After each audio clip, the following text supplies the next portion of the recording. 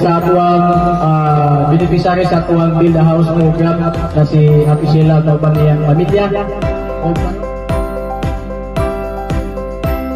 Alvin Lumayon or Assistant SRAD Manager, sir. May buntag.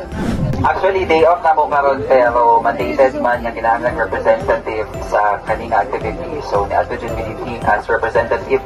So, on behalf sa Digital Connections, dako po mo ang pagpasalamat, of course, words of gratitude. Pagpasalamat do kay as the company sponsor, dili man siya mamahimong successful without ang tabang sa matapusan nga nakaroon. Also, a former public servant, inani ko na akong trabaho sa una sa LGU, mag-deliver o klase-klase nga tabang para sa mga katauhan na qualified o deserving po nga tabangan. So, sa inaning klaseng opportunity, ako kay tabang inupay nila ganina life-changing para sa to ang beneficiary. Bisan ani lang ni siya pero dako kayo nag-impact sa ilahat kinabuhi, especially sa ilahat pagsiya.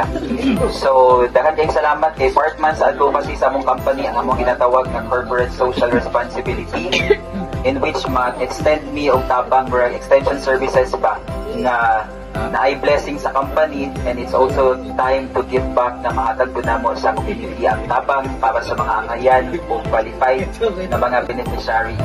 So, daghang kayong salamat sa matag usa. So, nagkadahiya ng mga Riders Club, hindi na ako maisa-isa kay hindi po kayo pamilya.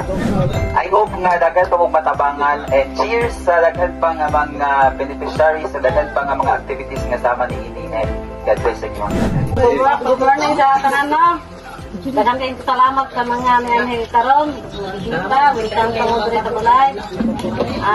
Ako lang maingon, daghang kayong salamat sa Digital Connection, sa RA, sa RAM. Sa tanan na wala po na yung balaya ron. Hindi na mahimong namin. Daghang kayong salamat. Digital Connections, the main sponsor of our Build a House program. Buffalo Avenue.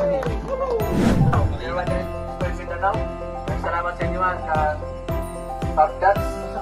Kamot po ka